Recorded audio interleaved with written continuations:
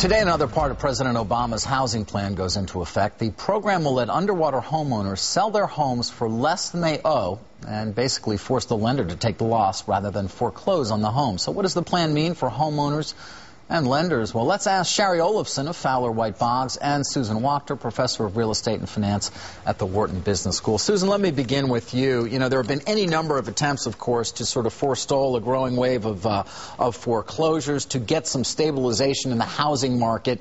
Is this plan going to work, in your opinion? This plan will certainly help.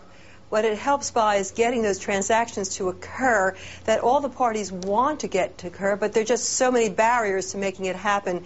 This facilitates it. Now, you know, in the past, they've also dealt with problems of securitization, meaning it was unclear exactly who held title to the home, or the mortgage, I should say, and getting the requisite approvals from all of those underlying lenders, if you will, have made it very difficult to get foreclosure mitigation. Does that continue to be a problem, Shari Olafson?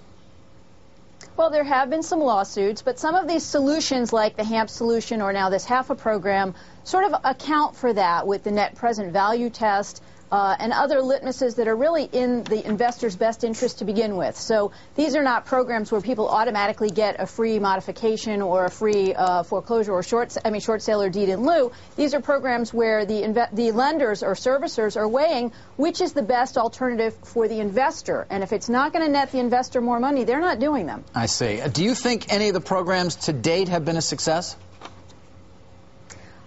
We know that the HAMP program didn't work, and it's very interesting because this time last year the administration was saying we are going to save 9 million homeowners. We're going to keep them in their homes by modifying their mortgages and somehow magically making their homes affordable.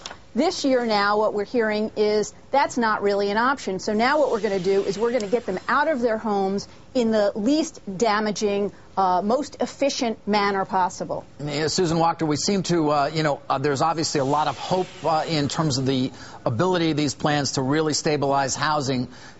Do you think this is the one that truly does it? I think it does move it a long way towards that. You know, the fundamentals are what ultimately matter, and the fundamentals should be hitting in a good way. That is, employment beginning to grow again, hopefully interest rates staying down, but this will help. Who's going to make the decision here? I'm just curious because to see if it's going to be successful. I mean, is it the person who's currently in the home? Is it the bank? Is it the servicer? Because it seems the answer to that question will determine whether this works. Well, to Aaron, start very with, few people actually.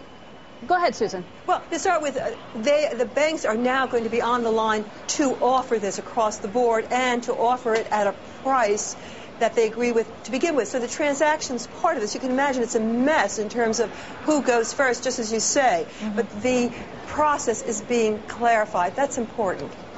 Yeah, Shari, I mean, it seems like that really is important. Until we know that, it's going to sort of be everyone seems like they're just going to kind of sit there and stall.